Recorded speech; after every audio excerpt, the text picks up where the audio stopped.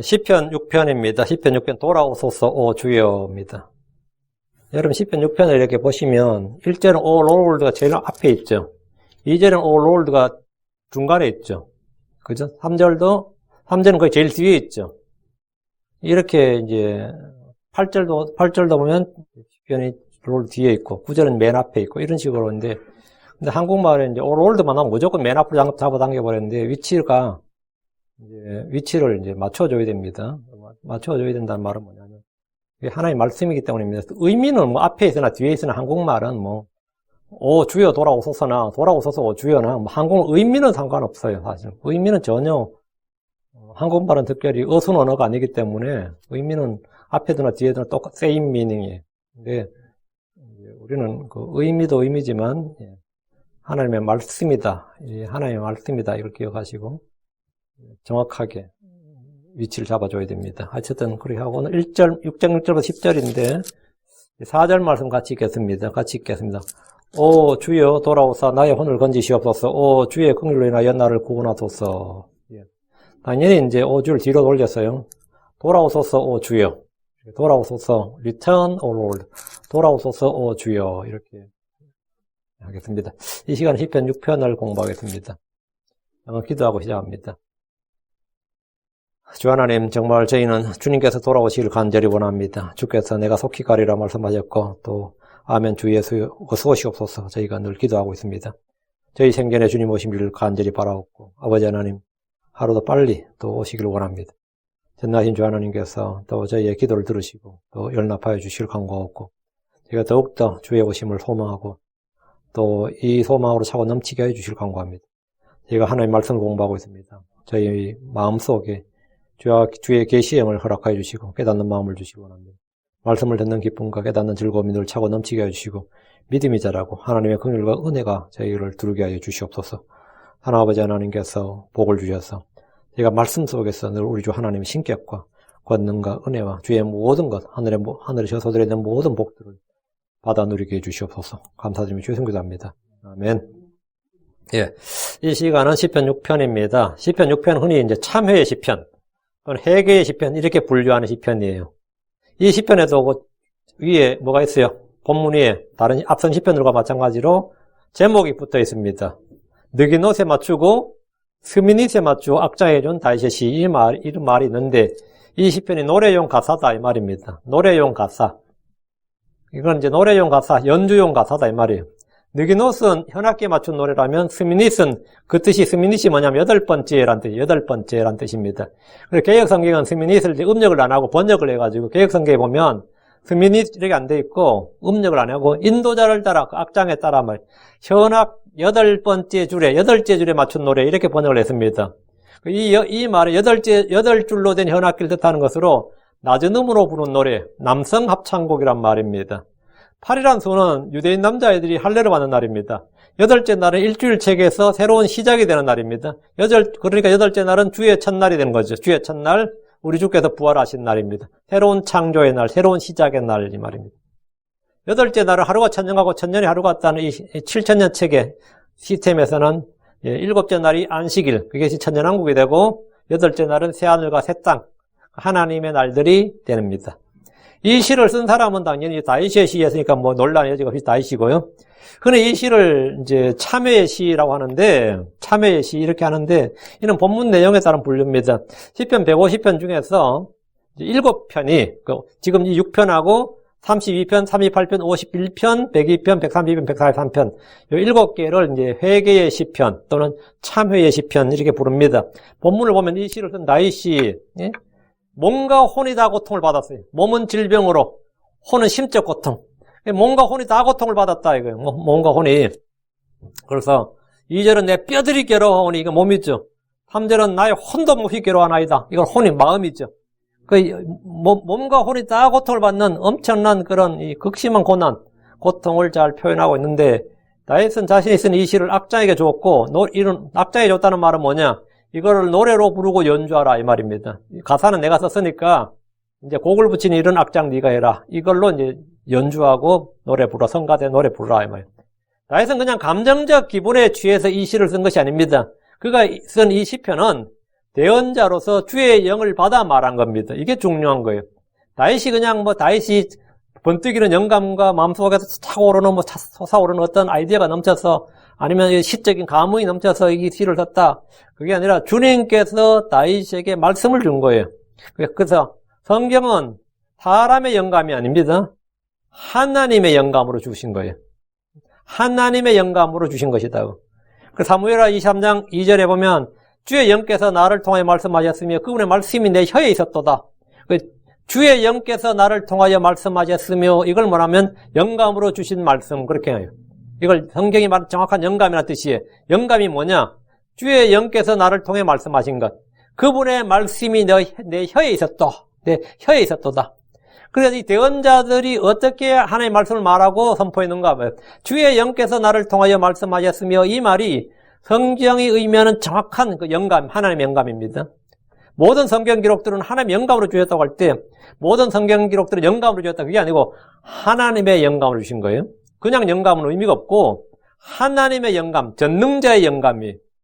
그 말은 주의 영께서 대언자들, 사도들을 통해서 말씀하셨고 그분의 말씀이 그들의 혀에 있었다. 이 시의 배경에 대해서는 정확히 알려진 바 없지만 다윗은 지금 극심한 고통 아래에 있었고 주 앞에 회개하며 주께 기도를 드리고 있습니다. 이 시는 뭐냐면 다윗이 유대인들을 예표하는 거예요. 환난 가운데 있는 유대인. 그러니까 이제 교리적 예언적으로 말하면 대환난 속에 있는 유대인들을 말합니다. 이게 교리적 의미로는. 개인적으로는 자신의 죄와 고통을 받는 이제 그 이야기고 이제 교리적으로는 이제 그렇다 이 말이에요. 자, 본문 보겠습니다. 1절 오 주여 주의 분노로 나를 꾸짖지 마옵시며 주의 맹렬한 노여움으로 나를 징계하지 마옵소서. 예.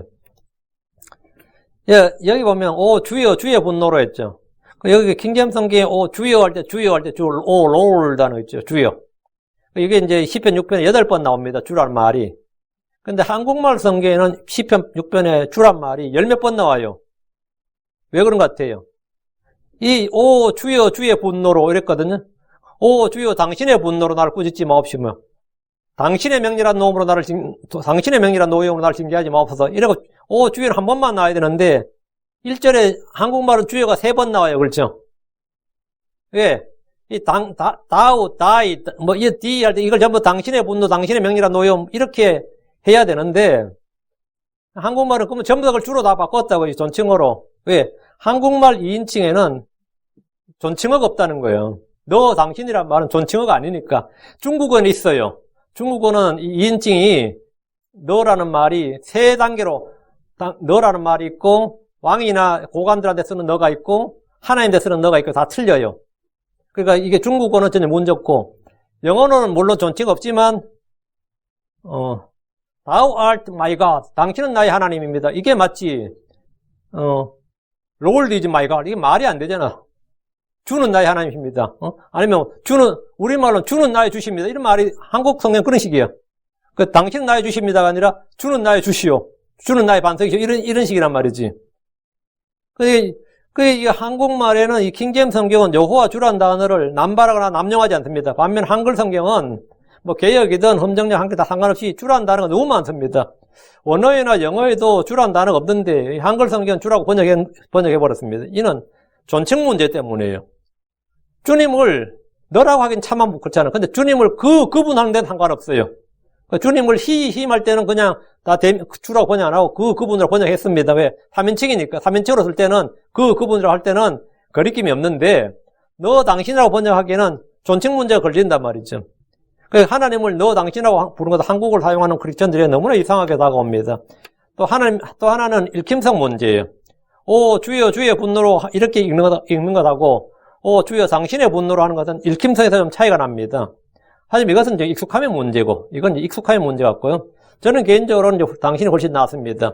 오 주여 당신의 분노로 나를 꾸짖지 마옵소서. 당신의 명렬한 노여로 나를 징계하지 마옵소서. 이게 저는 훨씬 나은데 이건 익숙함의 문제. 근데 처음 듣는 사람이나 처음 읽는 분들에게는 이게 상당히 난감하지. 그래서 대부분의 크리스천들은 당신이란 말하면 깜짝 놀라거나 취하는 사람도 있어요. 취한다고. 어떤 분은 속으로 막 분노할 수도 있습니다. 하나님을 당신이라고 하다니 이럴 수도 있다고 실제로. 이것은 이제 다음 기회에 한번 정리하도록 하고 일단 본문을 강의하겠습니다. 다윗은 지금 주의 분노 가운데서 주의 징계를 받고 있습니다. 그래서 주여 당신의 분노로 나를 꾸짖지 마옵시며 이렇게 한 겁니다. 주께서 사람을 꾸짖으시고 징계하시는 것은 율법에 명시되어 있습니다. 율법에 주님께서 꾸짖으시고 징계하신다고 또 징벌하신다고 되어 있어요. 신명기 8장 5절에 또 너는 사람이 자기 아들을 징계하듯 주 내 하나님께서 너를 징계하심을 마음속 깊이 생각할지니라. 주님이 만다고 사람이 자기 아들을 징계하듯이 주께서 주 내 하나님께 너를 징계하심을 마음속 깊이 생각할지니라. 이미 신명기에 나오는 말이라고. 주님은 징계한다 이거야. 주께서는 다윗에게 이 사실을 정확하게 개인적으로도 퍼스널리 말씀해 주셨어요. 사무엘하 7장 14절에 만일 그가 불법을 행하면 내가 사람들의 막대기와 사람들의 자녀들의 채찍으로 그를 징계하리라. 내가 징계하리라. 하나님께 징계나 심판을 받는다는 것은 구원을 잃어버린다는 뜻이 아닙니다. 사람이 전능자의 징계를 받는 일은 행복한 일입니다. 성도들은 아들로서 징계를 받는 것이기에 첫째, 그분의 징계를 멸시하지 말아야 됩니다. 하나님의 징계를 멸시하지 말아라 말이에요. 욥기 5장 17절에 보라 하나님께서 바로 잡아주시는 자는 행복한 자니 그런즉 너는 전능자의 징계를 업신여기지 말지니라. 둘째 징계, 그분의 징계 실증을 내지 말아야 됩니다. 잠언 3장 11절에 내 아들아 주의 징계를 멸시하지 말며 그분께서 바로 잡아주시는 것을 실증내지 말지다. 실증내지 말라. 이 구절은 신약에도 그대로 히브리 12장 5절 인용되어 있어요. 셋째, 징계를 받을 때는 겸손히 수용해야 됩니다. 하나님은 불법을 행한 자를 징계하신다고 하였어요. 징계하심을 마음속 깊이 생각할지니라. 이거는 마음속으로 기꺼이 수용하라 이 말이에요. 하나님은 불법을 행하는 자를 징계하시는 분이다. 그래서 나는 그럴 때는 내가 하나님 내게 왜 이러십니까? 나한테 너무 가혹한 게 아닙니까? 이렇게 불평하지 말고 수용하라 이거예요. 넷째, 주께서 사랑하는 자, 받아들이는 아들을 징계하십니다. 히브리 12장 6절에 주께서 사랑하는 자를 친히 징계하시고 자신이 받아들이는 아들마다 채찍질을 하셨느니라. 누구를 징계한다고요? 사랑하는 자를 친히 징계하시고 받아들이는 아들마다 채찍질 하신다. 성경은 모든 사람이 징계를 받으며 만약 우리에게 징계가 없다면 우리는 사생하여 아들이 아니라고 했습니다. 우리는 징계에 대해서 바른 자세를 가져야 되는데 이 성경의 징계에 대해서 이렇게 말하고 있는데 지금 1절은 뭐란 거예요? 지금 다윗이 기도하는데 왜 주께 자신을 꾸짖지 말고 징계하지 말라고 하잖아요 지금. 그럼 이게 성경과 반대되는 기도잖아요. 다윗은 자기를 꾸짖지 말고 징계하지 말라는 것이 아니고 주의 분노 가운데서 주의 맹렬한 진노로 꾸짖지 말고 징계하지 말라고 기도한 겁니다. 아예 징계나 꾸짖지 말라는 게 아니고 주의 분노 가운데 주의 맹렬한 분노로 꾸짖고 징계하는 것은 다윗 자신도 감당하기 어렵다 이거예요. 주님께서 맹렬한 진노로 징계하면 이거는 누구도 감당하기 어렵죠. 다윗은 주의 두려움을 너무나 잘 알았습니다. 히브리 10장 1절에 살아계신 하나님의 손으로 떨어지는 살아계신 하나님의 손으로 떨어진 것은 두려운 일이로다. 시편 38편 1절에도 이와 비슷한 기도가 있습니다. 거의 같은 기도. 시편 38절 1절에 주여 주의 진노로 나를 책망하지 마시고 주의 맹렬한 노용으로 나를 징계하지 마소서. 아예 책망하지 말고 징계하지 말고 이게 아니고 주의 진노로 나를 책망하지 마시고 주의 맹렬한 두려움으로 나를 징계하지 마소서 이거예요. 시편 6편 1절에서 주의 진노, 주의 맹렬한 노여움은 교리적 예언적으로 적용하면 대환란 때 주께서 이 땅에 쏟아 부으시는 진노입니다. 그때 환란 성도들이 바로 이런 기도를 하는 거예요. 대환란 때 시작의 크리스천들이 이 땅에 없습니다. 우린 다 하늘 올라갔어요. 그 환란 성도들과 유대인들은 대환란을 통과해야 되는데 그들은 주의 맹렬한 진노, 주의 그 진노 가운데서 이 심판의 집행을 본단 말이지. 그때 주의 진노, 주의 맹렬한 노용으로 징계하지 말아달라는 탄원을 드립니다. 예레미야 10장 24절에 주여 나를 바로잡으시되 판단의 공의로 하옵시고 주의 분노로 하지 마옵소서. 바로잡고 징계하는 건 됐어, 오케이. 근데 분노로 하지 말고 판단의 공의로 하옵소서. 주께서 나를 없애실까 염려하나이다. 성도들은 주의 분노가 아닌 판단의 공의로 바로잡아 주실 것을 구합니다. 사랑의 매와 분노의 매질은 다른 겁니다. 같은 매라도 전혀 다르기 때문입니다. 2절 내게 긍휼을 베푸소서 오 주여 이는 내가 연약함이요 오 주여 나를 고치소서 이는 나의 뼈들이 괴롭기 때문입니다. 내게 긍휼을 베푸소서란 다윗의 기도는 모든 성도들이 주 앞에 드린 기도예요. 하나님 다윗에게 확실한 긍휼을 베푸셨습니다. 하나님 다윗에게 베푼 확실한 긍휼을 예수 그리스도를 통해서 그리스도를 믿는 성도들에게도 베푸셨습니다. 예수로서는 긍휼이 많고 신실하신 대제사장이십니다. 내게 긍휼을 베푸소서란 기도는 이미 응답되었습니다. 히브리서 8장 12절에 내가 그들의 불의에 대하여 긍휼을 베풀고 다시는 그들의 죄들과 그들의 불법을 기억하지 아니하리라 했습니다. 누구든지 주 예수를 믿는 사람 그리고 주께 자신의 죄를 자백하고 회개하는 사람은 긍휼을 입습니다. 긍휼을 못 받는 사람은 없어요. 내가 그들의 불의에 대하여 긍휼을 베풀고 우리는 주께 긍휼을 베풀어 달라고 구할 때마다 그분의 긍휼을 얻을 수 있습니다. 주께서 우리가 항상 긍휼을 얻을 수 있도록 은혜의 왕자로 나오는 길을 열어두셨습니다. 그래서 히브리서 4장 16절에 그러므로 우리가 긍휼을 얻고 필요한 때에 도우신 은혜를 얻기 위해 은혜의 왕자로 담대히 나아갈 것이니라. 주 예수를 믿는 우리는 이미 긍휼을 얻었습니다. 베드로전서 4장 10절에 너희가 지나간 때는 백성이 아니었으나 이제는 하나님의 백성이요 긍휼을 얻지 못하였으나 지나간 때는 긍휼을 얻지 못하였으나 이제는 긍휼을 얻었느니라. 우리는 믿음으로 긍휼을 얻었다 이거예요. 긍휼을 얻었다. 그리고 긍휼을 얻기 위해서는 언제라 뭐라고요? 필요한 때도 은혜를 얻기 위해서 긍휼을 얻고 은혜를 얻기 위해서는 은혜 왕자로 담대히 나아가라 이거예요. 주님께서 길을 항상 주님 오픈하우스예요. 주님 항상 열어놨다 이거예요. 다시 2절입니다. 오 주여 이는 내가 연약함이요 오 주여 이는 내가 연약하기 때문입니다. 왜 긍휼을 베풀어 달라는 거예요? 이유가 이거단 말이죠. 오 주여 내가 연약하오니 이겁니다. 주의 맹렬한 진노 앞에서 아무렇지도 않는 사람, 강한 사람은 없습니다. 주의 칼, 주의 불 앞에서 육체는 아무것도 아닙니다.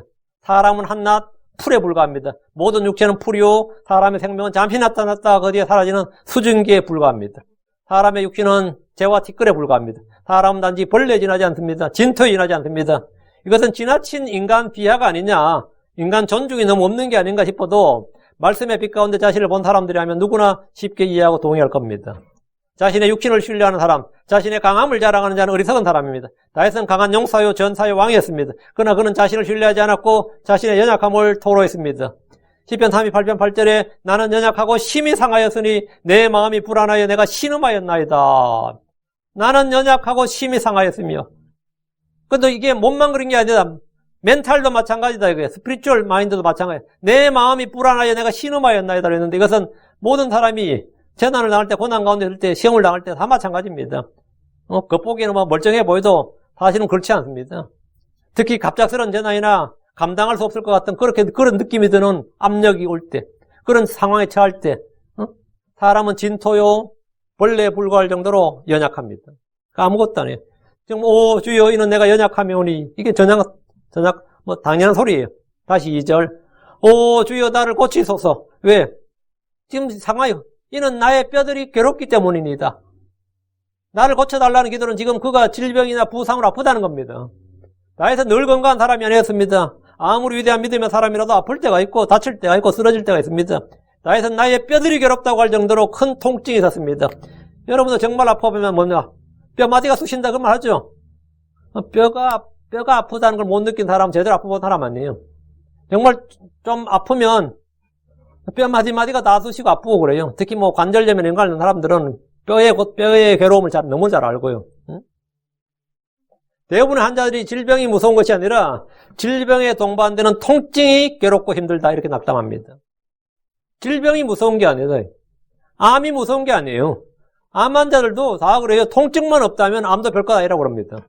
통증만 없다면 암도 별거 아니에요. 그냥 동반자로 살다가 가면 되는 거예요.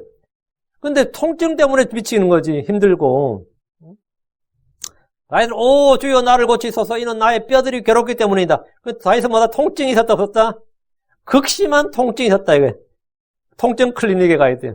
마약성 주사를 맞아도 말을 안 들을 정도로 아프단 말이죠.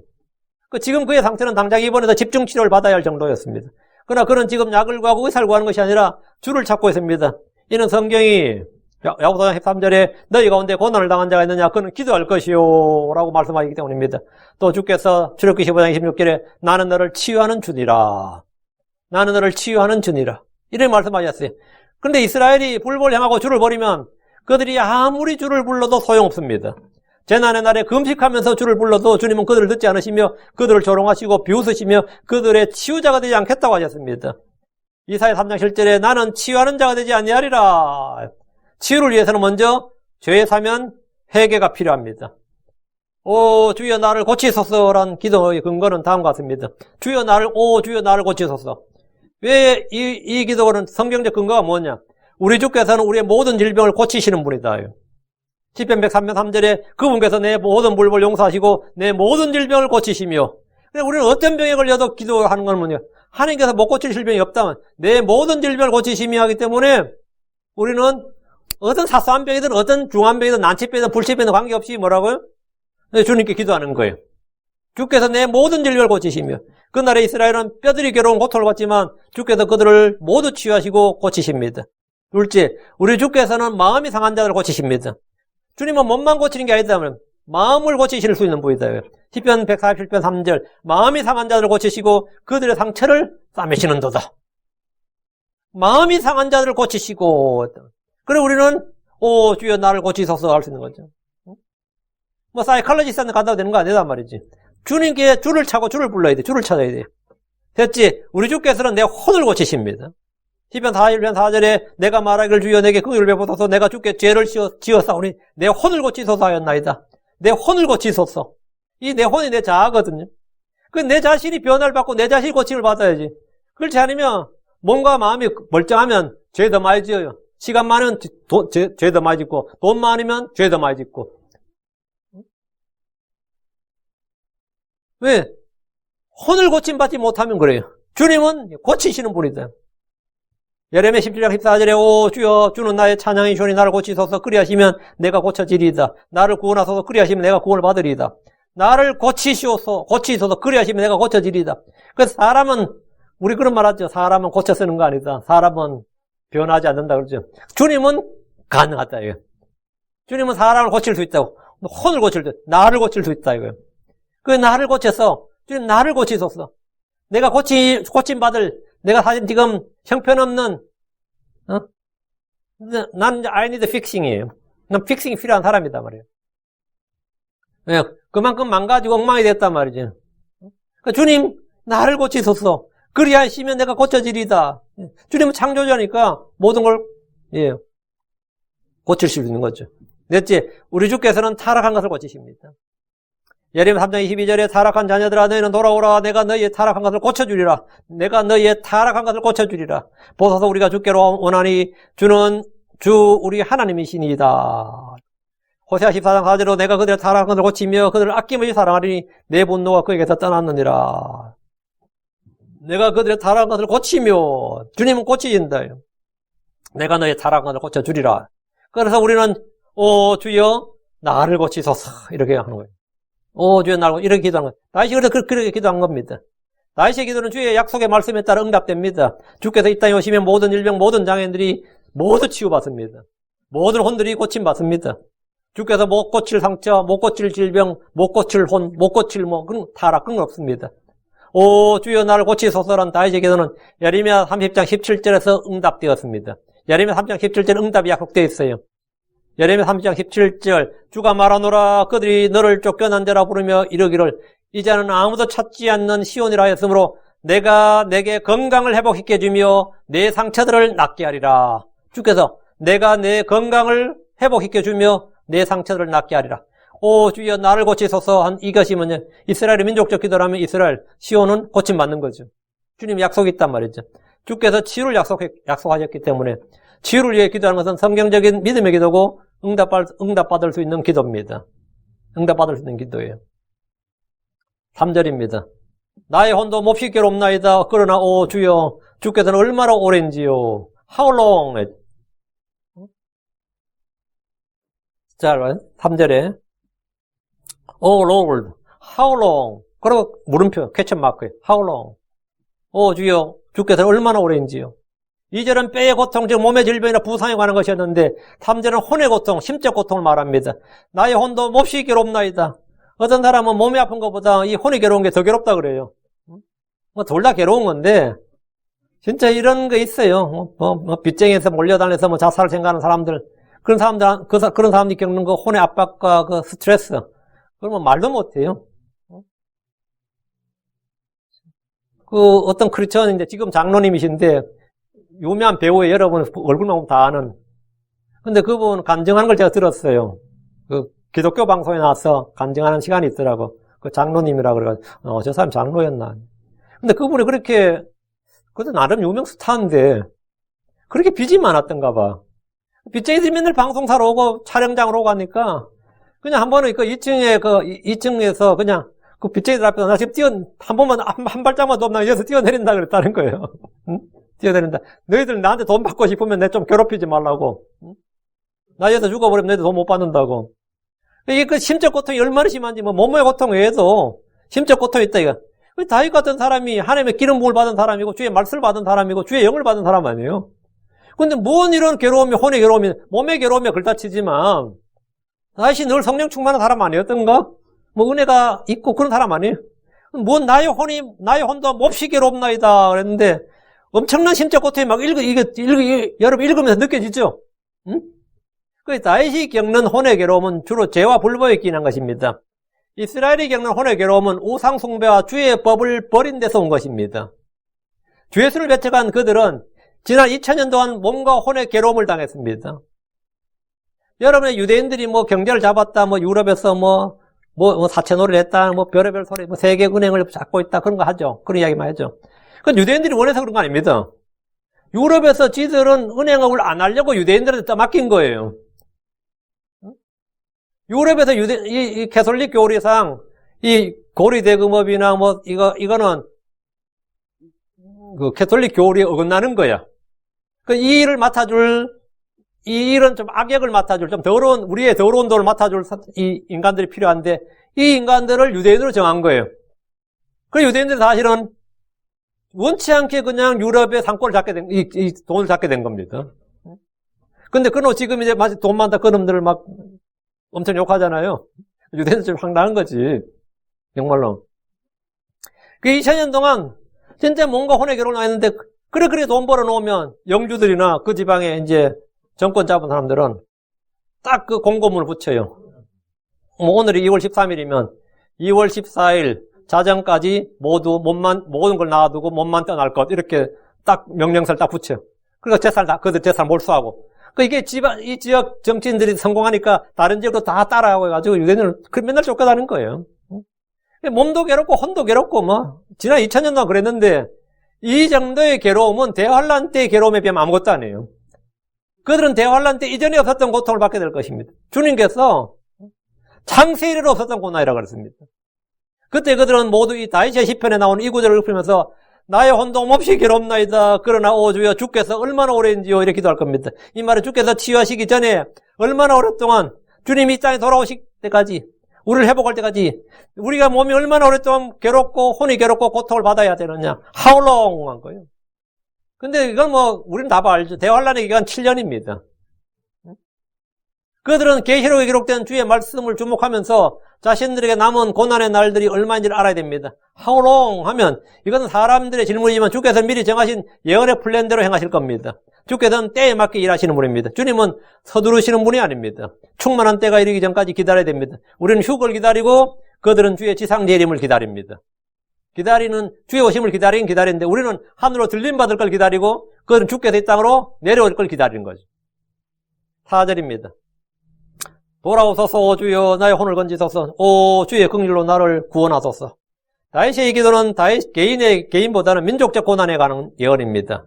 이스라엘은 아시리아에 멸망하고 유다는 바빌론에 멸망했는데 그들이 이방 땅에서 돌아오소서 오 주여 이렇게 기도했어요. 왜 그렇게 기도한 것 같아요? 돌아오소서 이 말은 주님께서 이 땅을 떠났다는 말이죠. 그러니까 돌아오라고 한 거 아니겠어요? 그 예루살렘의 성전에 계셨던 주의 영이 그곳을 떠나셨기 때문입니다. 그 성전이 불타기 전에 그 성전에 있었던 주의 영광이 성전 동쪽 문으로 해서 떠났어요. 그건 에스겔서에 나와요. 떠나버렸다고. 그 지상에 성전이 있을 때는 그게 그냥 단순한 종교 건물이 아니에요. 그 성전은 주님의 영광, 주의 영이 그들 가운데 거하고 있었어요.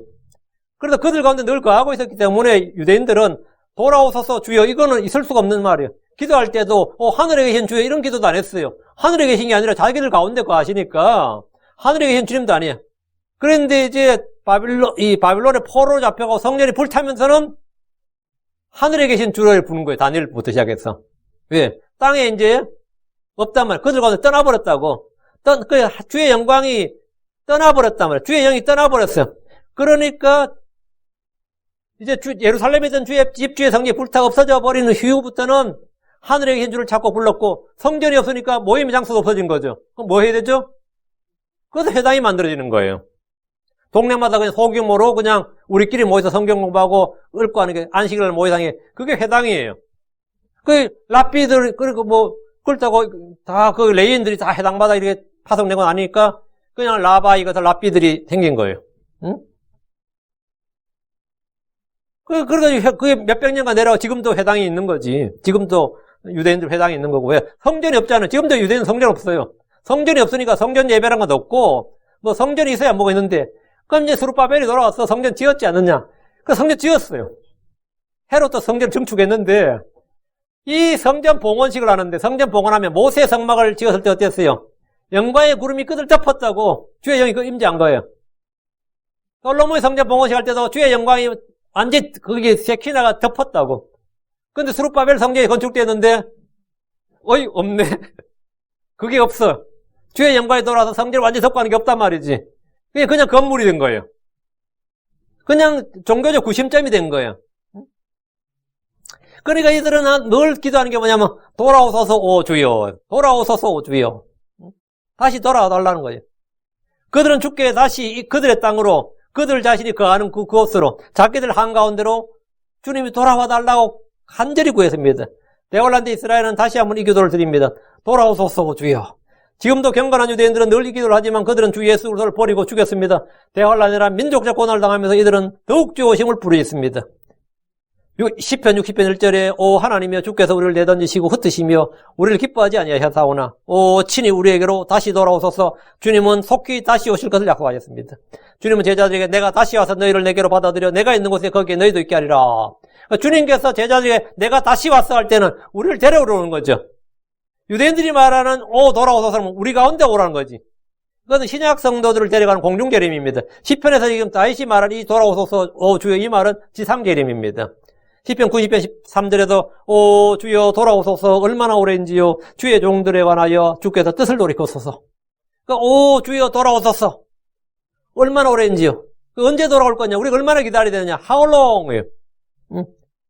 그럼 그들은 기준이 있습니다. 멸망의 가장 것이 서지 못할 곳에 선 것을 보거든 그때부터 1260일 날짜가 딱 적혀 있어요. 그때 세면 돼요. 1260일이요. 오 주여 돌아오소서. 여러분 시편 읽을 때 오 주여 돌아오소서 하면 이거 무조건 뭡니까? 지상재림이에요. 다시 4절. 오 주여 나의 혼을 건지소서. 구약성경에서 이 말은 죄에서 구원, 지옥에서 구원이 아니고 구약에서 이 오 주여 나의 혼을 건지소서 이 말은 내 육체적 생명을 save me, 나를 살려주소서 이 말입니다. 그 육체의 생명을 죽지 않게 해달라는 거예요. 칼이나 기근이나 역병. 주로 세 가지예요. 칼이란 말은 전쟁이고 기근, 역병, 기근이란 말은 famine, 역병, 재앙 등에서 나를 죽지 않고 내 생명을 살려달라는 겁니다. 왜 그러면 유대인들에게는 하늘이 관심사가 아닙니다. 그들의 거처는 하늘이 아니라 땅이었어요. 하나님께서 땅을 그들에게 유업의 상소로 줬다고. 우리에게는 뭘 줬죠? 땅이 아니라 크리스천들에게는 하늘을 그들의 거처요, 맨션, 상속 유업을 줬다고. 그러니까 우리는 땅에 대한 뭐 별로 없어요. 왜? 땅에 관한 약속은 우리 교회가 받은 게 아니고 땅에 관한 게 없는데 유대인들은 땅에서 육체가 살면서 복을 받아야 돼. 그 땅에서 죽어버리면 아무것도 아닌 거예요. 자기들은. 우리는 땅에서 죽는 건 아무것도 아니에요. 왜? 하늘로 가는 거니까. 호 주여 나의 호를 건지소서 했는데 이거는 나 좀 안 죽게 해달라는 말이에요. 한마디로 안 죽게. 전쟁이 나도 죽게 말고 기근이 나도 죽게 말고 역병이 나도 재앙이 있어도 나를 죽지 않게 살려달라 이 말입니다. 크리스천들이 영적으로 적용하면 우리한테 적용하면 불행이나 타락으로도 구원해달라. 죄들이나 시험, 유혹, 악으로부터 건져달라. 이렇게 영적으로 교훈적으로 적용할 수 있습니다. 모든 성경은 교리적 적용에 영적 교훈, 영적 교훈적 적용이 가능합니다. 다시 4절 오 주여 긍휼로 인하여 나를 구원하소서. 이 말 앞에 나온 말의 반복인데 좀 더 구체적인 설명입니다. 우리의 구원은 우리의 의나 노력이나 선함으로 인한 것이 아니라 주의 긍휼로 인한 것이다. 주의 긍휼로 인하여. 그러니까 우리가 잘나서 지금 구원해달라는 거 아니다 이 말입니다. 주님께서 우리를 불쌍히 여기셔서 주의 긍휼로 인하여 우리를 구원해달라는. 주의 긍휼로 인하여 나를 구원하소서. 주께서 우리를 구출하시고 구원하시는 것은 전적으로 주의 긍휼, 주의 은혜에 따른 것입니다. 5절입니다. 이는 사망 속에서는 주를 기억할 수 없음이라 누가 무덤 속에서 주께 감사하리까. 왜 내가 구원해달라고 자꾸 기도하고 날 살려달라고 하느냐 이거. 5절이 뭐라고요? 이유예요. 응? 이는 for라는 말이 나올 겁니다. 그렇죠? for 할 때 이건 이유입니다. 어제만 because라는 뜻이에요. 이는 근데 이제 지금 우리 흠령 성경은 이걸 다 지워버렸는데 이거 지우면 안 됩니다. 하나님의 말씀을 이렇게 빼는 거 아니에요. 이 자체가 변개야. 의미만 통하면 된다. 그건 아닌 것 같아요. 예, 하나님은 meaning이 아니라 word이에요. 하나님의 말씀이란 것은 말씀이지 의미만 통하면 그건 아니지. 그러니까 이는이란 말을 집어넣고 5절에 이는 사망 속에서는 주를 기억할 수 없음이라 이렇게 이유로 만들어진 거예요. 왜? 그게 4절에서 기도한 이유예요. 앞에서 기도한 이유가 5절 때문이라고. 이는 사망 속에서는 주를 기억할 수 없음이라 누가 무덤 속에서 주께 감사하리까? 우리가 죽어버리면 사망 속에서 주를 기억할 수 있겠느냐? 누가 무덤 속에서 주께 감사하리까? 이 구절은 여호와의 증인들이나 안식교인들이 사람이 죽으면 끝이다. 그게 혼의 수면 또는 혼의 멸절을 말할 때 자주 인용하는, 그리고 이걸 이제 자주 들이미는 구절인데, 그렇지 않으면 상당히 이런 구절을 밀면 난감해합니다. 전도서 9장 5절에 살아있는 자들은 자기가 죽을 것을 알거니와 죽은 자들은 아무것도 알지 못하며 다시는 보상도 받지 못하노니 이는 그들이 기억하는 일이 잊혀졌기 때문이로다. 그러니까 죽으면 끝이다 이 말이에요. 그런 구절들이 이런 게 있단 말이에요. 사람이 죽으면 우리의 몸은 아무것도 할 수 없습니다. 죽은 자는 생각할 수도 없고 기억할 수도 없고 말할 수도 없고 노래할 수도 없고 활동할 수도 없고 아무것도 할 수 없어요. 사람이 죽으면 그거 할 수 있는 일은 없습니다.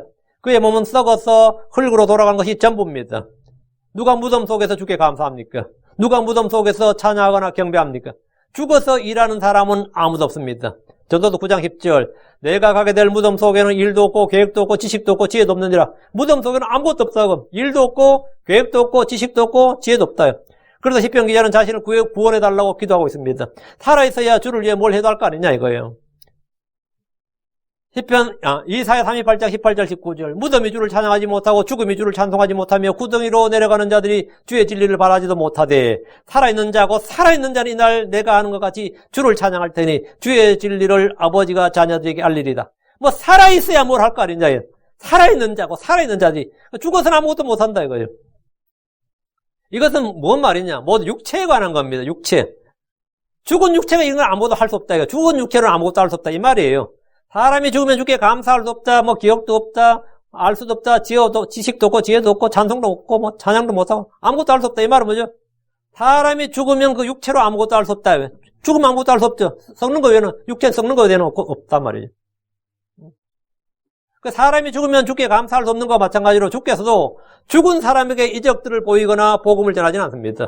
시편 88편 10절에 주께서 죽은 자들에게 이적들을 보이시겠나이까 죽은 자들이 일어나 주를 찬양하리까 세엘라.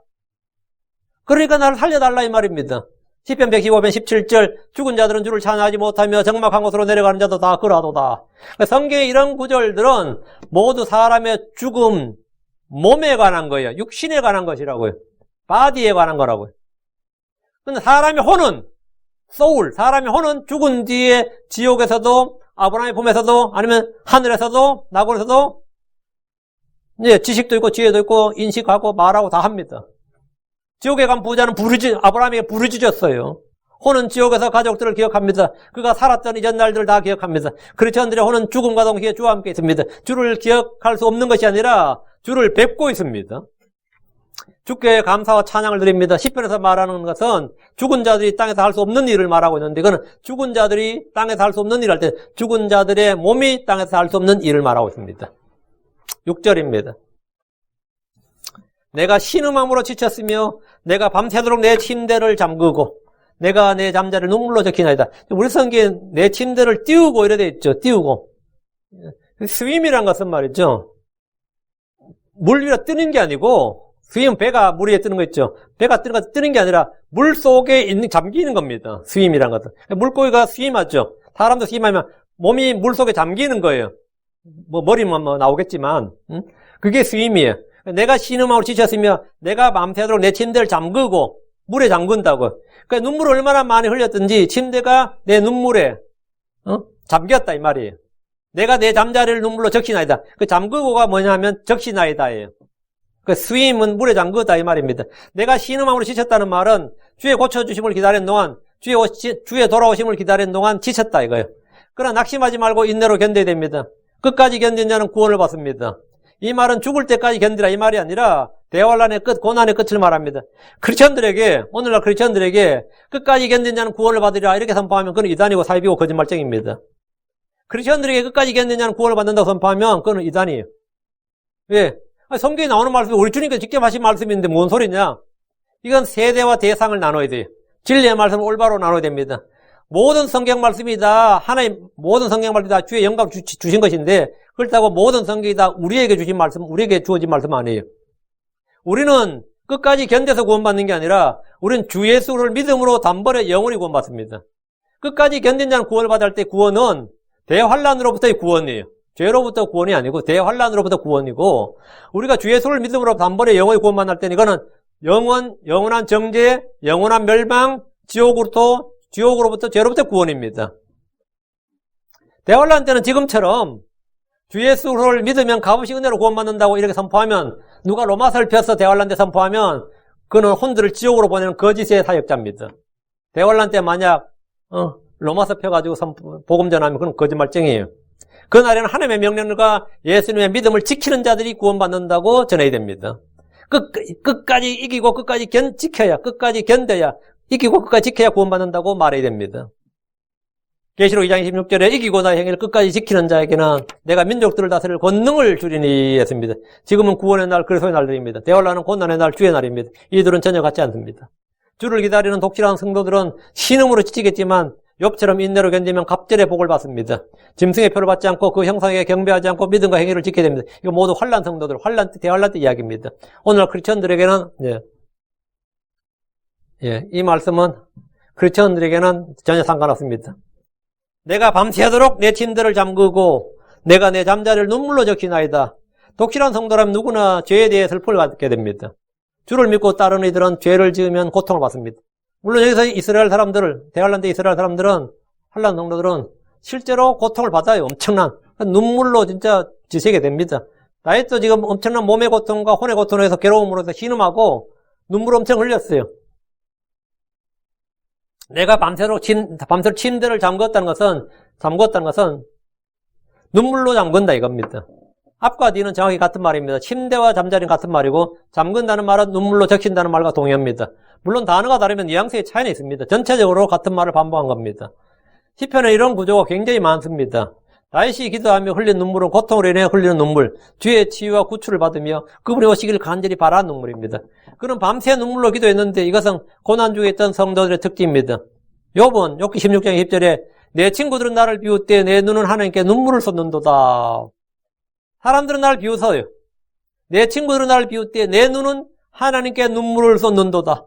대언자 예레미야가 3장 49절에 내 눈에서 눈물이 줄줄 흘러 그치지 않냐고 쉬지도 아니하되 했습니다. 주 앞에서 울 줄 아는 성도라면 그에게는 회복의 소망이 있습니다. 마음이 메마른 사람은 눈물도 없습니다. 그 눈의 문제가 아니라 마음의 문제예요. 실제입니다. 특별히 안구 건조증이 있다든가 특별히 눈에 질병인 사람 말고 일반적으로 눈의 문제가 아니라 몸의 문제가 아니라 마음의 문제예요. 7절 내 눈이 고통으로 쇠잔하게 되었으며 내 모든 원수로 인하여 노쇠해지나이다. 7절에 내 눈이 여기 고통으로 소멸되어 싸우니 소멸되어 버리면 없어지는 건데 내 눈이 고통으로 쇠잔하게 되었으며 내 눈이 고통으로 소멸된 게 아니라 쇠잔하게 되었으며 내 모든 원수로 인하여 노쇠해지나이다. 다시 얼마나 많은 눈물을 흘렸든지 이 단적으로 보여주는 구절입니다. 그는 침상을 눈물로 적실 정도로 울었고 눈물이 음식이 될 정도로 울었습니다. 시편 42편 3절에 그들이 계속해서 내게 말하기를 내 하나님 어디 있느냐 하므로 내 눈물이 밤낮으로 내 음식이 되었도다. 밤낮으로 내 눈물이 내 음식이 되었다. 주께서는 성도들이 이 땅에서 흘린 눈물을 모두 씻어주십니다. 이사야 25장 8절에 주 하나님께서 모든 얼굴에서 눈물을 씻기시며 자신의 백성을 향한 책망을 온 땅에서 제거하시리라. 주께서 그것을 말씀하셨느니라. 이 말씀대로 주님은 성도들의 눈물을 씻기십니다. 우리는 이 땅에서 눈물을 흘리지만 주께서는 그들의 눈에서 모든 눈물을 씻어주시리라 약속하셨습니다. 8절입니다. 너희 불법을 행하는 모든 자들아 내게서 떠날지어다. 이거 어디서 많이 들은 구절 같지 않아요? 너희 불법을 행하는 모든 자들아 내게서 떠날지어다. 이는 주께서 내 울음소리를 들으셨습니다. 주께서는 불법을 행하는 모든 자들을 미워하십니다. 우리는 불법을 행하는 자들을 부러워하지 말아야 됩니다. 불법을 행하는 모든 자들이 번성할지라도 그들은 영원히 멸망하며 그들은 모두 흩어집니다. 너희 불법을 행하는 모든 자들아 내게서 떠날지어다. 이 말씀은 마태복음 7장 23절에 주의 심판의 음성으로 들립니다. 마태복음 7장 23절 나오죠. 그때 내가 그들에게 밝히 말하되 내가 너희를 결코 알지 못하였노라. 불법을 행하는 자들아 너희는 내게서 떠나라 하리라. 시편에서 다윗은 때로 예수 그리스도를 예표하기도 하고 때로는 고난받는 하나님의 백성을 예표하기도 합니다. 다윗은 불법을 행하는 자들과 교제하려 하지 않았습니다. 다시 8절. 이는 주께서 내 울음소리를 들으셨습니다. 이는 주께서 내 울음소리를 들으셨습니다. 여기서 주께서 들은 울음소리는 기도하면서 울부짖던 울음소리, 고통으로 신음하면서 울었던 울음소리입니다. 주님, 우리가 우는 그 울음소리, 우리가 흐르는 눈물들을 다 보시고 우리의 신음소리 다 들으십니다. 주님 하갈에게 창세기 16장 11절에 주께서 내 고통을 들으셨느니라 하였습니다. 하갈이 이때 들은 이게 언제냐면 사람한테 쫓겨날 때예요. 임신해서 쫓겨날 때. 얼마나 서글퍼요. 임신하고 쫓겨나니. 근데 주님께서 그 여자들의 갈등, 아브라함의 본처와 첩의 갈등을 잘 아는 거예요. 내가 주께서 내 고통을 들으셨느니라. 이때 하갈이 이집트 여자거든요. 이집트 여종이라고. 근데 지금 주님께서 주께서 내 고통을 들으셨느니라. 이 한마디로 정말 하갈은 10년 묵은 체증이 가라앉는 것, 다 해결된 거지. 이 한마디로 이제 인생 문제가 해결된 거예요. 주께서 내 고통을 들으셨느니라. 우리는 뭐 침례인요한이나 예수 그리스도나 솔로몬이나 뭐 이삭이나 주께서 삼손도 마찬가지죠. 주께서 직접 이름 지어준 사람이죠. 주께서 친히 이름을 지어준 사람 성경 몇 명 안 나오잖아요. 다 위대한 사람들이지. 근데 이스마엘도 주께서 직접 이름 지어준 사람이에요. 이때 주님께서 하갈한테 네 아들 이름을 이스마엘이라 하리니 해서 이스마엘도 하나님이 직접 이름을 지어준 사람이에요. 그래서 주께서 내 고통을 들으셨느니라 하면서 네 자식 12지파 야곱이 12지파 하듯이 이스마엘도 12지파를 거느린다. 이걸 주님께서 말씀하셨다고. 그 얼마나 참 엄청난 말씀이에요. 내 고통을 주께서 내 고통을 들으셨느니라. 우리가 받는 고통, 심적 고통, 이스라엘이 이집트에서 받던 학대 고통, 주님 다 들으셨습니다. 주께서 물이 없어 죽어가던 이스마엘의 음성을 들으셨습니다. 주께서 수태하지 못하던 리브가의 음성을 들으셨습니다. 주께서 이스라엘이 불평하는 것을 들으셨습니다. 다윗은 주께서 내 울음소리를 들었다고 했는데 이것은 자기 혼자만 그렇게 생각하고 믿었던 것이 아닙니다. 사무엘하 22장 7절을 보면 이 기도와 연관된 말이 있어요. 사무엘하 22장 7절 내가 고통 중에 주를 부르며 내 하나님께 부르짖음에 그분께서 자신의 성전에서 내 음성을 들으셨고 내 부르짖음이 그분의 귀에 들어갔도다. 그분께서 자신의 성전에서 내 음성을 들으셨고 내 부르짖음이 그분의 귀에 들어갔도다. 주님 히스기야가 울면서 기도할 때 내가 내 기도를 들었고 내 눈물을 보았노라. 주님은 들으시고 보신다 이거예요. 주님 우리의 눈물을 보시고 우리의 울음소리 신음소리를 다 들으십니다. 이는 하나님께서 얼마나 인격적인 신분인가를 보여주는 예입니다. 하나님은 기계적인 분이 아닙니다. 인격적인 분이다 이거예요. 우상들은 결코 사람들의 눈물 보지 못하며 울음소리를 듣지 못합니다. 하나님 땅의 모든 사람들 특히 그분의 성도를 다 보시고 다 들으시고 다 그들에게 말씀하십니다. 주께서 우리의 간구와 소원을 들으시고 이루십니다. 고넬료는 크리스천이 되기 전에 백부장 고넬료는 크리스천이 되기 전에 하나님을 믿었고 구제와 선행을 많이 했던 사람입니다. 그는 또 하나님께 항상 기도했습니다. 이 사람은 아직 크리스천이 아니었어요. 그런 고넬료에게 하나님의 천사가 말했습니다. 사도행전 10장 31절에 이르되 고넬료야 하나님께서 친히 보시는 가운데 내 기도를 들으시고 내 구제를 기억하셨으니 주님께서 고넬료가 하는 모든 그 선행 구제를 다 기억하셨다고. 그리고 내 기도를 들으시고 주님 기도를 들었다는 거예요. 하나님은 고넬료를 보셨고 그의 기도를 들으셨고 그의 구제를 기억하셨습니다. 그래서 복음의 말씀을 전해준 거예요. 베드로를 불러서 복음의 말씀을 들으라 이거예요. 이제 크리스천이 되라는 거죠. 하나님이 우리 말을 들으신다는 사실을 알고 믿고 확신하십시오. 그것만 알아도 주님이 내 음성을 들으셨다. 내 말을 들으셨다. 이것만 알아도 우리는 우리가 구한 것을 얻는 줄도 압니다. 요한일서 5장 15절에 우리가 무엇을 구하든지 그분께서 우리 말을 들으시는 줄 우리가 알진데 우리가 그분께 구하여 청하는 것들을 얻는 줄도 아느니라. 들으시는 걸 알면 얻는 줄도 안다 이거예요. 그러니까 주께서 들으시는 줄 알면 우리는 얻는 줄도 안다. 이거 확실합니다. 9절입니다. 주께서 내 간구를 들으셨으니 주께서 내 기도를 받으시리라. 여기 온더라. 주께서 내 기도를 받으시라. 내 기도를 들으시리라. 들으시리라는 건 당연한 소리죠. 주님 당연히 들으시겠지. 근데 내 기도를 받으시리라 해야지. 기도를 받는다. 기도를 들으신다는 표현은 성경에 많이 나오고 일상 표현이고 그럼 내 기도를 받으시리라. 기도를 받는다는 표현은 receive죠. 기도를 받는다. receive. 기도를 받는다. 이 표현은 성경 이곳에 딱 한 번밖에 안 나옵니다. 기도를 받으신다는 말은 그게 무슨 말이냐? 간단하죠. 기도를 뭘로 본다? 헌물 희생물로 보는 겁니다. 기도가 sacrifice다, 이거. 기도가 spiritual sacrifice다, 이 말이에요. 그러니까 하나님께서 헌물을 받으신단 말이에요. 봉헌물 받으시고 희생물 받으시죠. 그러니까 기도가 바로 뭐다? 하나님이 받으시는 희생물이라는 거지. 그러니까 기도와 찬양은 성도들이 주께 드리는 영적 희생물입니다. 그래서 기도를 받는다. 기도를 받으시리라 이렇게 한 겁니다. 요나서 2장 9절에 나는 감사의 목소리로 주께 희생물 드리며 내가 서원한 것을 갚겠나이다. 그러면 내가 감사의 목소리로 주께 희생물을 드리며 목소리로 희생물을 드린다고. 목소리로. 감사의 목소리, 감사의 기도, 감사의 찬양. 이 감사가 뭐냐? 주께 드리는 희생물입니다. 성도들의 기도는 주께 드리는 향입니다. 그 주님께서 내 기도를 들으시리라. 이것도 맞고 내 기도를 뭐라고요? 받으시리라. 받으시리라. 여러분 기도를 드린 건 주께서 받으시는 기도. 내가 이거 희생물로 드린 기도단 말이죠. 우리는 율법에 따라 드린 감사의 희생물이 아니라 기도와 찬양을 통해 영적 희생물 드리는 영적 제사장, 거룩한 제사장이 되었습니다. 히브리 13장 15절에 그럼 우리가 그분으로 말미암아 계속해서 찬양 희생을 하나님께 드리자. 그것은 곧 그분의 이름에 감사를 드리는 우리 입술의 열매니라. 그러니까 크리스천들은 영적 희생을 드리는 거룩한 제사장, 그리스도의 제사장이 된 거죠. 10절. 내 모든 원수들이 부끄러워하고, 여기 언더라인. 내 모든 원수들이 부끄러워하고 매우 괴롭게 하소서. 그들을 돌아가게 하시고 또 갑자기 부끄러워하게 하소서.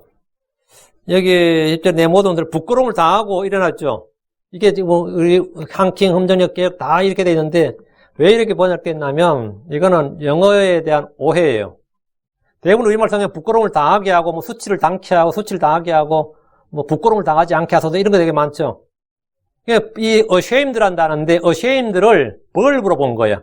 ashamed는 벌브가 아닙니다. 형용사예요.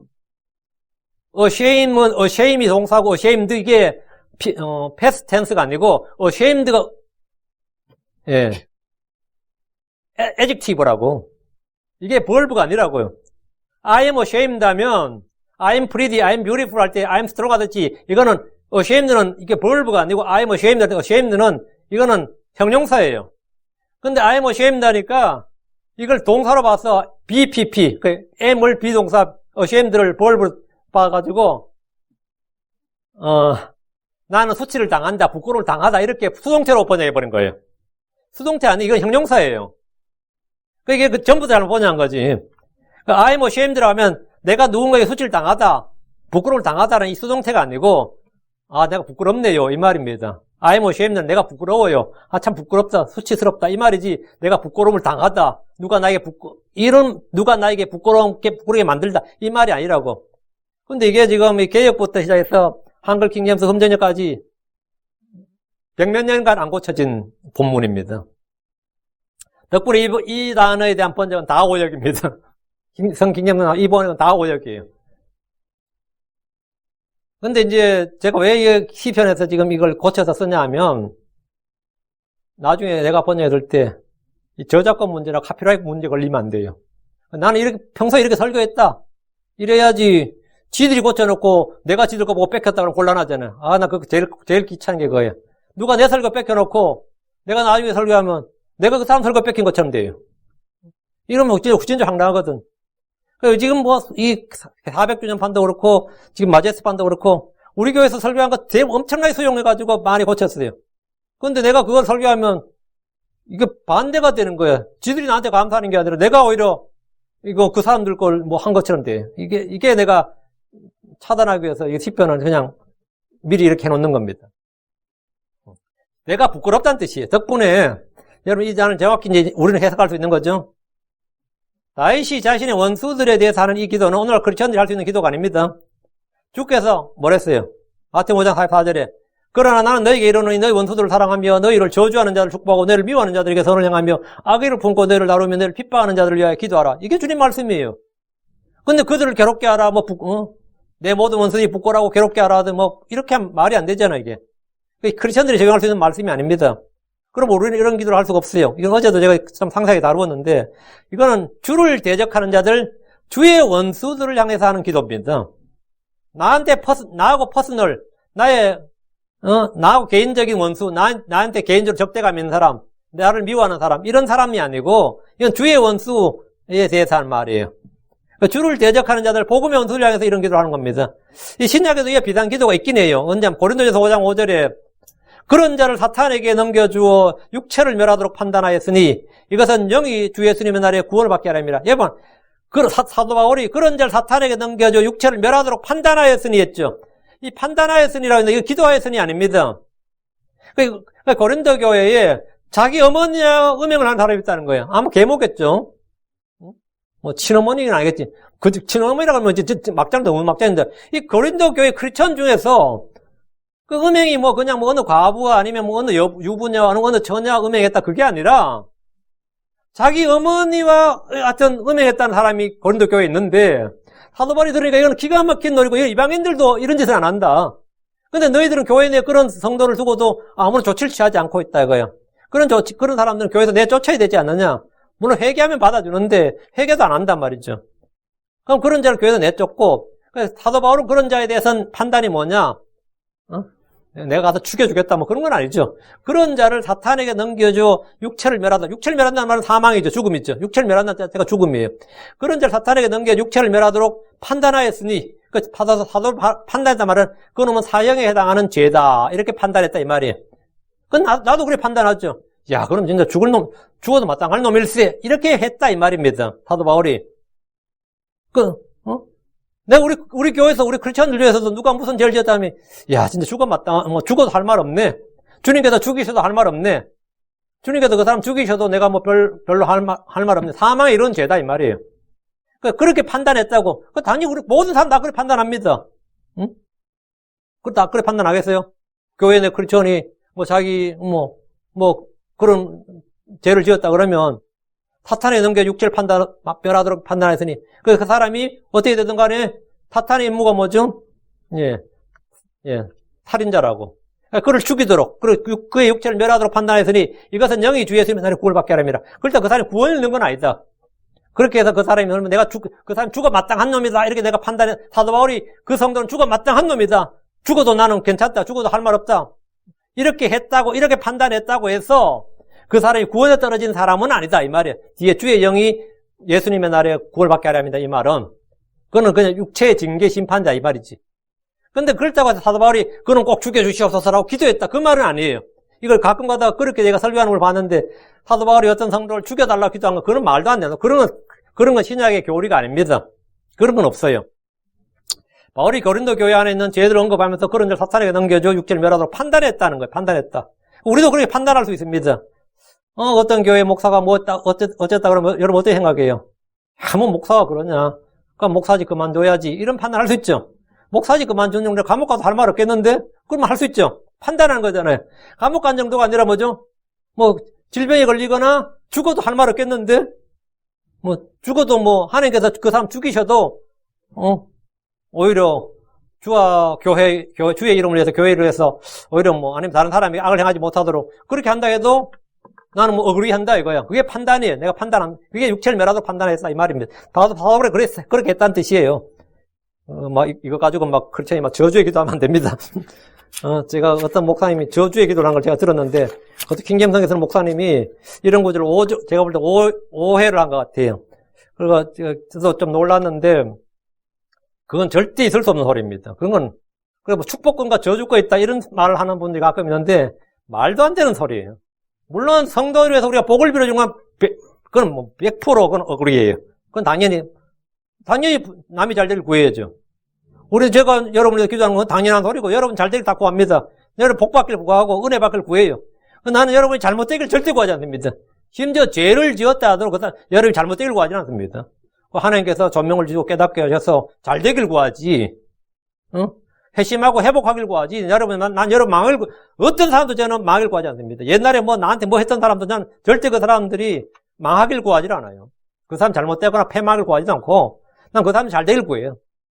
심지어 맨날 내욕하고 다니는 목사들한테 나는 그 사람들 잘 되길 바랍니다. 그 교회도 잘 되길 바라고. 그게 그리스도의 the mind of Christ예요. I have the mind of Christ. 나는 I have the spirit of God. I have the spirit of Christ 뿐만 아니라 내가 주의 영만 가진 게 아니라 그리스도의 영만 가진 게 아니라 그리스도의 마음을 가진 사람이라고. 누가 알아주나 모르겠네 이거. 누가 이걸 알아주려나? 누가 알아주고만 알 거 없이 내가 그렇다고. 이거 신약 교리야. 근데 이 구절이 디모데 1장 20절 한 구절 더 봐요. 그 중에 후메네오 알렉산더가 있는데 내가 그들을 사탄에게 넘겨준 것은 요 부분. 내가 그들을 사탄에게 넘겨줬다. 사도 바울이 어떻게 성도 둘을 사탄에 넘겨줄 수가 있죠? 그게 내가 너희를 사탄에 넘겨주노라 하면 사탄에 넘겨주는 거예요. 여기 언더라인. 내가 그들을 후메네오 알렉산더 두 사람을 사탄에 넘겨줬다는 거예요. 그 뒤에가 더 중요합니다. 거기서 진짜 중요한 거, 별표라는 뭘 하면서. 그들이 신성모독하지 않도록 배우게 하려 함이니라. 우리말이 번역이 좀 이상하게 되어 있는데, 이렇게 바꾸세요. 그들이 신성모독하지 않도록 배우게 하려 함이니라. 이게 중요해요. 그들이 배우게 하려 함이니라. 사도 바울이 그들을 사탄에 넘겨준 목적이 뭐냐? 동기가, 이유가 뭐냐? 믿음과 선한 양심을 버리고 믿음에 관해 파선한 자들이거든요. 후메네오 알렉산더가. 그 믿음과 선한 양심을 버리고 믿음에 관해 파선한 자들인데 그들을 사탄에 넘겨줬다는 거예요.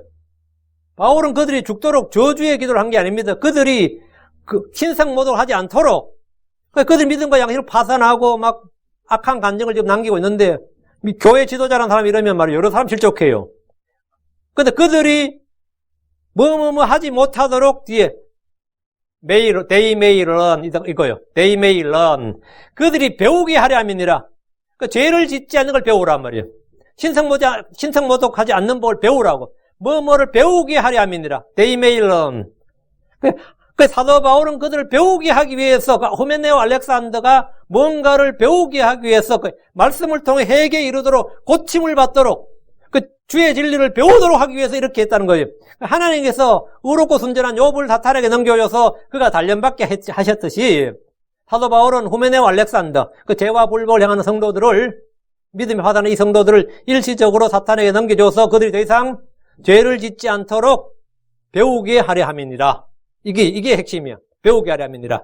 그러니까 주의 원수들은 우리가 주의 원수들을 볼 때 물론 대적하는 기도도 하고 하겠지만 우리가 그 사람들을 그렇게 하는 건 아니에요. 우리가 형제라 불리던 사람이 갑자기 신천지로 갈 수도 있고 그래서 우리는 그 사람 저주하지 않습니다. 그 사람이 여호와의 증인이 될 수도 있고 아니면 진짜 사악한 주를 경멸하는 사람들도 있고 이 지금 말씀 진내고 있다가 말씀 진내교로 정죄하고 욕하고 다닐 수도 있어요. 그건 그 사람 자유야. 미군 종교의 자유가 그건 그 사람 개인의 문제야. 그렇다고 해서 우리는 그 사람 저주하지 않습니다. 그 사람이 다만 그걸 통해서 신성모독하거나 주의 이름을 더럽히거나 성경의 신성권을 약화시키거나 이런 것들을 하지 않도록 좀 배우게 하도록 그런 기도를 할 수 있어요. 하는 그들이 뭔가를 좀 배우게 해주십시오. 그들이 좀 뭔가를 깨닫게 해주십시오. 회심하게 해주십시오. 할 수 있었어요. 그래서 주님께서 주의 손을 그 위에 얹으셨어. 그걸 좀 바로 잡아 주시옵소서. 능히 할 수 있다고. 그 이야기를 지금 바울이 하는 거예요. 이것도 성도가 누군가를 저주의 기도를 했다. 이런 건 말이 안 돼. 그건 전혀 안 되는 소리야. 예. 자, 다시 본문 와서 10절에 다시 주의 원수들에서 내 모든 원수들이 일 때 부끄러워하고 매우 괴롭게 하소서. 주의 원수들이 언제 평소에 부끄러워 안 하죠. 이 불신자들이나 배교자들이 부끄러워할 일이 뭐가 있어. 오히려 우리를 부끄럽게 우리를 조롱하지. 근데 그들이 그렇게 득이양양하게 기세등등하게 그렇게 신성모독하고 살다가 주님께서 실제 재림하면 어떻게 될 것 같아요? 정말 황당하지. 이게 사실이었어. 내가 그동안 그렇게 아니라고 부인하고 부정하고 배째하고 경멸하고 조롱했던 그 예수가 실존 인물이었고 실제 하나님이었고 진짜 그게 맞았다. 모든 종교인들은 다 뒤집어지는 거야. 모든 종교인들은 이제 쥐구멍을 파도 못해요. 모든 종교는 다 똑같은 줄 알고 예수는 그냥 상징적인 인물인 줄 신화적인 존재로 하는데 그럼 진짜 하나님이고 진짜 살아계신 하나님이었다 그러면 어떤 거죠? 그냥 4대 성인 중에 한 명 아니었단 말이에요. 진짜 하나님이었어. 그러니까 모든 무슬림들은 뒤집어지는 거예요. 대언자 중에 한 명인 줄 알고 자기들은 무함마드보다도 아래로 생각했던 예수가 사실 알고 보니까 뭐라고요? 하나님이었다고. 모든 캐톨릭은 그냥 마리아보다 아래인 줄 알았는데 아니 참 하나님이었어요. 모든 이교도들 모든 것들은 그냥 석가모니나 공자나 예수가 다 비슷한 그 동급인 줄 알았는데 그게 아니단 말이지. 예수님이 재림하실 때는 뭐냐고 내 모든 원수들이 부끄러워하고 진짜 괴롭지. 매우 괴롭게 되고 그다음에 갑자기 부끄러워하게 하소서. 이거면 주님의 갑작스런 주의 임재는 뭐라고요? 우리에게는 갑작스런 영광인데 세상 사람들은 뭐 된다고요? 예, 갑작스러운 수치가 되는 거지. 갑작스러운 멸망이 되는 거고. 예, 중간에 10절 그들을 돌아가게 하시고 이 나오죠. return이란다. return. 우리 물건 돌릴 때 리턴한다 그러죠? 리턴한다. 예. 그들을 돌아가게 하시고, 이 말은 주님은 사절에서 주님은 하늘의 땅으로 돌아오시죠. 연관지어 생각하시면 돼요. 주님은 돌아오고 주께서 이 땅으로 돌아오면 주의 원수들은 뭐라고? 멸망의 장소인 지옥으로 돌아가게 됩니다. 그래 그들을 돌아가게 하시고 어디로? 그들의 쳐서 멸망의 장소로 돌아가게 하시고 또 갑자기 부끄러워하게 하소서. 그러면 주의 심판을 집행하소서 이 말이 시적으로 쫙 늘어선 거예요. 뭐 이해하기 쉽죠? 전혀 어렵지 않죠?